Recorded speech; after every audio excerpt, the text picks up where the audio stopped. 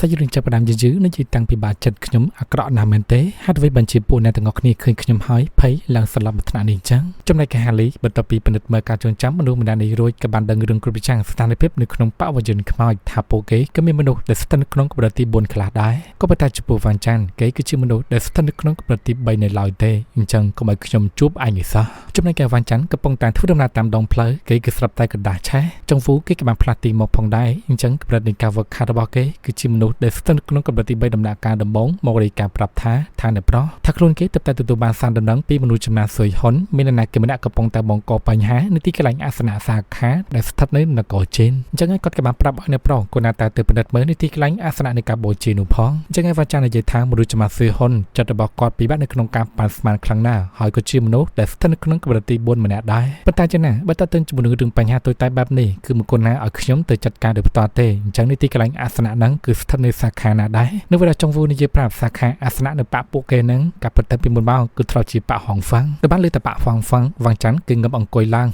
ងបាក់ហងហ្វាំងគឺជាបាក់ដ៏សែនអាក្រក់មែនក៏ប៉ុន្តែចឹងណាខ្ញុំគឺជាមនុស្សដែលស្ថិតនៅក្នុងកម្រិតទី3ដ៏ថ្លៃថ្នូរម្នាក់គឺមិនគួរណាយកពេលវេលាគិតតទៅជាមួយនឹងអាចចង្រៃម្នាក់នោះមិនដឹងថាងាប់នៅទីកន្លែងណាទេគេគឺជាមនុស្សសម្រាមដែលស្ថិតនៅក្នុងកម្រិតទី2ម្នាក់យល់ទៅគឺនិយាយទៅកាន់ហានលីរបស់យើងនឹងឯងចំណែកក៏ចង្វូលឹងចឹងគឺពិតជាតលន់ខ្លាំងណាស់និយាយមកវាសម្ដីទាំងអស់ហ្នឹងពិតជាលយក៏ប៉ុន្តែកម្រិតនៃការវឹកខាត់រាំងស្ទះនៅក្នុងកម្រិតទី3ដដែលទេរយៈពេលជាច្រើនឆ្នាំមកហើយចង្វូគឺពិតជាឆ្ងល់ណាស់នៅពេលដែលវ៉ាងចាន់បំបាយទៅដល់កម្រិតទី4តើអាចទស្សស្កាត់ជាមួយនឹងបិសាចផ្លូវចិត្តដល់របៀបម៉េចទៅវ៉ាងចាន់និយាយបន្តដូច្នេះតើនរណាគេប្រហិនហេបំពេញមកកាន់បវរយន្តខ្មោចរបស់ពួកយើងអញ្ចឹងក៏ត្រូវតែចាប់បណ្ដានោះមកឲ្យបានដាក់ទោសគេឲ្យណានៅតែម្ដងក៏ហៅព្រះរាជាថងនិងព្រះរាជាកុយដូច្នេះរំខានព្រះរាជាទាំងពីរទៅសុំអង្កេតតាក់ទងជាមួយនឹងបញ្ហាទាំងអស់នេះនៅសាខាអាសនៈនៅបាក់ហងហ្វាំងមើលតើនរណាគេគឺជាអ្នកបំពេញមកកាន់បវរយន្តខ្មោចរបស់ពួកយើងទៅចុងវូនៅវិញគេលើកដៃអង្គរវត្តកម្មព្រះរាជាទាំងពីរអញ្ចឹងណាអរគុណព្រះរាជាទាំងពីរហើយដែលបានជួយកិច្ចការងារនៅពេលនេះអញ្ចឹងខ្ញុំពិតជាដឹងគុណជាខ្លាំងតែចំណាចំពោះវ៉ាងចាន់និយាយថាចុងវូ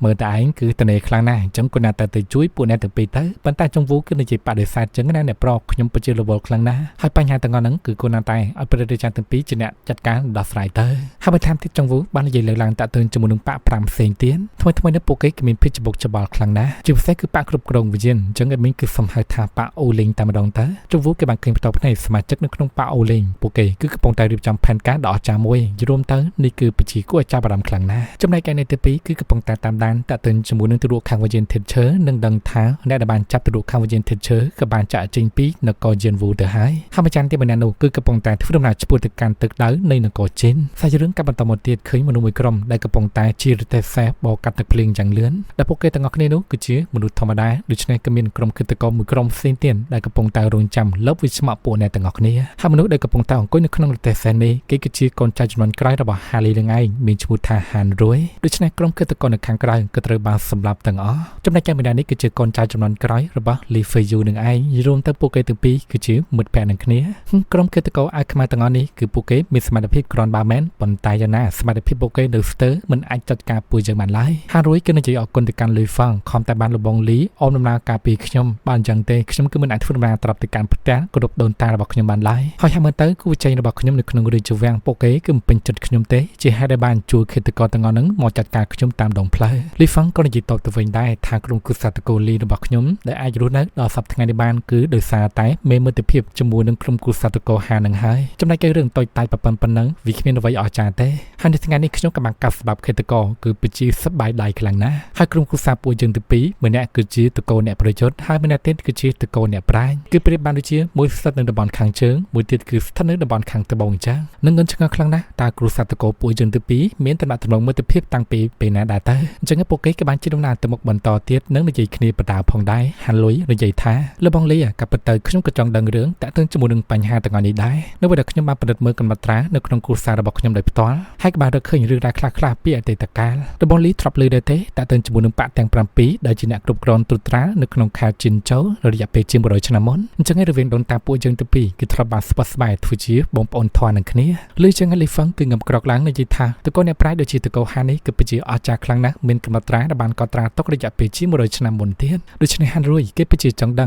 រឿងបញ្ហាទាំងអស់នេះខ្លាំងណាស់ជាហេតុដែលគេបានបញ្ជូនមនុស្សជាច្រើនតាមស៊ើបអង្កេតតាក់ទងជាមួយនឹងរឿងនេះហើយនៅពេលដែលហាន់រួយចាប់អារម្មណ៍ខ្លាំងបំផុតនោះលោកតាទូតរបស់ខ្ញុំគាត់គឺជាអ្នកវឹកហាត់អមតៈម្នាក់ដែរ ឬចឹងក៏ធ្វើលីហ្វាំងគេគឺមិនជឿទ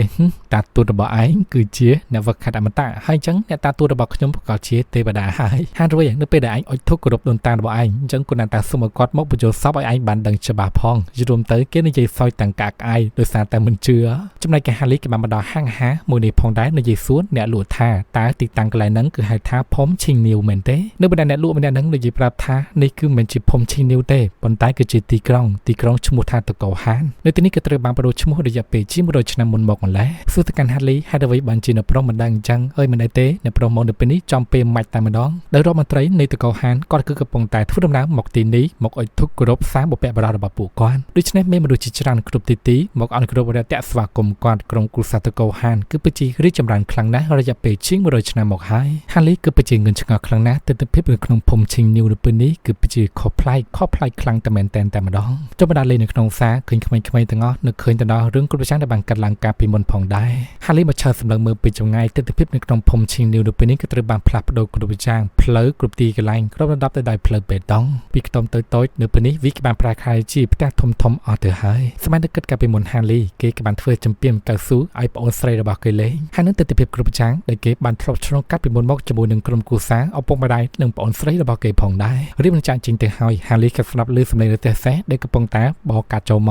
កអញ្ចឹងក៏បានប្រាប់កម្លាំងសេកេតមើលឃើញថានៅខាងក្នុងនេះគឺដាក់ឈ្មោះថាសាបុព្វបុរសគ្រួសារតកោហានដូច្នេះហាលីក៏បានផ្លាស់ទីចូលទៅនៅក្នុងសាបុព្វបុរសនៃតកោហានឃើញថាមានផ្លាកឈ្មោះជាច្រើននៅទីនេះដោយផ្លាកឈ្មោះពលឹងទាំងអស់ហ្នឹងគឺសុទ្ធតែឈ្មោះតកោហានក៏ប៉ុន្តែហាលីគឺមិនស្គាល់ស្បីតែម្នាក់អញ្ចឹងហើយហាលីក៏បានដល់មកពិនិត្យមើលនៅខាងលើនិងតស្រុតនៅក្នុងចិត្តជាខ្លាំងផ្លាកពលឹងឈ្មោះនោះគឺជាឪពុកម្ដាយប្អូនស្រីនិងខ្លួនគេផ្ទាល់បេះដូងហាលីលោតឡើងញាប់បិទភ្នែកដោយដង្ហើមធំនិយាយថាទោះបីជាដើរផ្លូវមីគីដ៏អស្ចារ្យគ្មានមនោសញ្ចេតនាទៀតក៏ដោយក៏ប៉ុន្តែគឺមិនអាចបំភ្លេចការនឹករលឹកបានឡើយដោយក្តីនៃការនឹករលឹកទាំងអស់នេះវាក៏បានកប់ចាំងជ្រៅនៅក្នុងក្អៅបេះដូងរបស់ហាលីបាត់ទៅហើយនៅដល់តែចិត្តផ្លាកភ្លើងនិយាយថាពុកម៉ែបងស្រីខ្ញុំហាលីគេបានវិលត្រឡប់មកវិញហើយចំណែកឯនៅទី2ពួកគេក៏បានដើរមកផងដែរជាពិសេសគឺលីហ្វាំងគឺពិតជាចង់មើលកំណត់ត្រារបស់បសតទៅពីតកោហានខ្លាំងណាស់ម្ចាស់ទៀតលីហ្វាំងគឺពិតជាចាប់អារម្មណ៍តាក់ទិនជាមួយនឹងបុព្វបុរសគ្រួសារហានក៏ដូចជាបានបសតទុកនៅវិជាជំនាញសម័យខ្មោចវិជាជំនាញសម័យខ្មោចនេះវាគឺជាវិជាដ៏អស្ចារ្យមួយគេពិតជាចង់ឃើញខ្លាំងណាស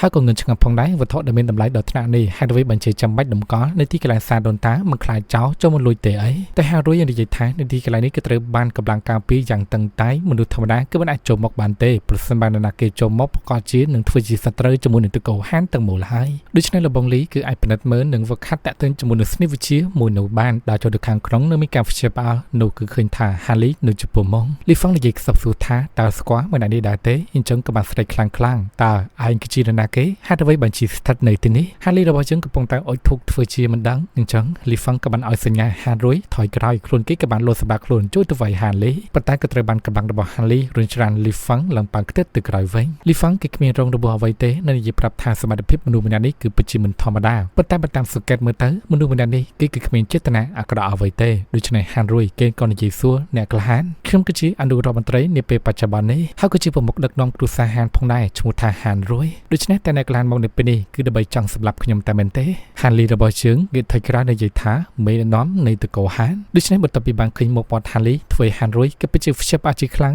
ងនេះវាគឺមិនអាចទៅរួចទេហើយតើលោកក៏មានចេតនាអ្វីឲ្យប្រកាសទៅមិនបានជាខ្លាំងមកឡើងខ្លួនធ្វើជាដូនតារបស់ខ្ញុំចឹងហាលីនិយាយសួរឯងគឺស្គាល់ខ្ញុំដែរហើយបាននិយាយចឹងខ្ញុំគឺនៅថ្ងៃនេះមិនបានខ្លាំងមកឡើងមុខមាត់ទេនេះគឺជារូបរាងកាយមុខមាត់របស់ខ្ញុំប៉ិនតែហានរួយនិយាយបន្តនៅក្នុងលោកនេះគឺមានមនុស្សជាច្រើនណាស់ដែលមានមុខមាត់ស្រដៀងគ្នាហើយអ្នកដែលបានខ្លាំងមកឡើងមុខមាត់ធ្វើជាដូនតារបស់ខ្ញុំនៅមកហាញ់ខ្លួននៅសារដូនតានេះគឺមានតែលោកម្នាក់កូនហាលីនិយាយថាដោយការបកស្រាយរបស់នេះគឺពិតជាសម្បត្តិផលមួយយ៉ាងដែរតាហើយនេះគឺពិតជាស័ក្តិសមធ្វើជារដ្ឋមន្ត្រីនៅក្នុងរាជការដែលមានភាពវៃឆ្លាតម្នាក់ដោយក្រុមគ្រួសារតកោហានមានភាពរឿងរដល់សប្តាហ៍ថ្ងៃនេះមើលទៅគឺដោយសារតែកូនចៅដូចជាពួកឯងទាំងអស់គ្នានឹងហើយក៏ប៉ុន្តែតើឯងក៏បានស្គាល់មុខមាត់និងរូបរាងកាយរបស់ខ្ញុំដោយរបៀបណានៅពេលដែលខ្ញុំចាំថាខ្ញុំក៏បានចាក់ចេញពីផ្ទះតាំងពីខ្ញុំនៅក្មេងក្រុមគ្រួសារនៅផ្ទះគឺមិនគួរណាចាំរូបរាងនៅពេលដែលខ្ញុំពេញវ័យទេឬមកក៏គឺដោយសារតែបាក់ទាំង7គឺជាអ្នកគូមុខមាត់រូបរាងកាយរបស់ខ្ញុំបានបន្សល់ទុកហើយដែលអ្នកគូនោះតើជាលីហ្វីយូតែមែនទេឬចឹងឯងក៏ធ្វើលីហ្វាំងបជាព្យាបាលតើលោកក៏បានស្គាល់ ដូនតារបស់ខ្ញុំដោយរបៀបមិនតើ